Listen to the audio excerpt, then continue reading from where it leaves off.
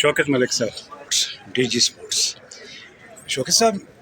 आपने तो वहाँ पे कश्मीर में कमाल किया हुआ, इस कॉन्फ्रेंस के मुतालिक आप क्या कहेंगे? तो बिस्मिल्लाहिर्रहमानिर्रहीम। शुक्रिया शाहिद भाई। ये जो कॉन्फ्रेंस है, मैं समझता हूँ कि इस कॉन्फ्रेंस से पाकिस्तान की स्पोर्ट्स को एक नई जान, एक नई रूह मिलेगी, क्योंकि यहाँ पर सारी फेडरेशन, सारे जो नुमाइंदगान हैं मुख्तलिफ स्पोर्ट्स के डिसिप्लिन की, उसके अलावा जो जितने सूबाई स्पोर्ट्स बोर्ड के जो आला अहदेदारान हैं, पाकिस्तान स्पोर्ट्स बोर्ड के हैं, IPC के हैं, वो सारे लोग शरीक हैं, खिलाड़ी शरीक हैं हमारी, और इसमें सब की राय ली जा रही है। तो मुझे उम्मीद है कि जो हमारी ओलंपिक स्पोर्ट्स है, जो जो जो जो बिल्कुल ज़वाल का शिकार हो चुकी थी, इंशाल्लाह वो एक दफ़ा फिर ओलंपिक के टेबल पे पाकिस्तान का जो तराना लगेगा और सब्ज़ा लाली परचम बुलंद होगा। हमने आज़ाद जम्मू कश्मीर में कौमी खेल हॉकी और मदर ऑफ स्पोर्ट्स एथलेटिक को लाजमी करार दिया है, और तमाम सरकारी वो प्राइवेट तालीमी इदाराजात इस चीज़ के पाबंद हैं कि वो रोज़ाना की बुनियाद पे स्पोर्ट्स, ये जो बिलखसूस जो दो स्पोर्ट्स हैं और बिलअमूम सारी स्पोर्ट्स, ओलंपिक स्पोर्ट्स, इनको जो है ना वो रोज़ाना की बुनियाद पे बच्चों को खिलाएं और पढ़ाएं, सिखाएं। चूँकि अगर स्पोर्ट्स को फ़रोग़ देना है तो हमें ग्रास रूट लेवल पे जाना पड़ेगा,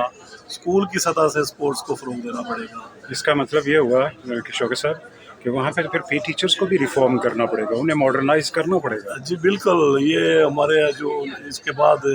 अगला मरहला है, ये हम कोचिंग और अंपायर के जो कोर्सेज़ हैं,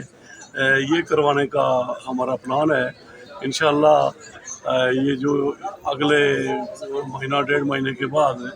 हम शुरू कर रहे हैं डिवीजन लेवल पे जो कोचिंग और अंपायरिंग कैंप लगाने का, उसमें मेरी कोशिश होगी कि हम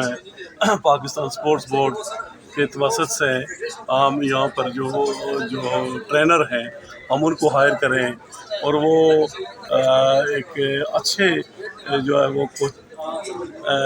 हमने अपने महदूद माली वसाइल के अंदर रहते हुए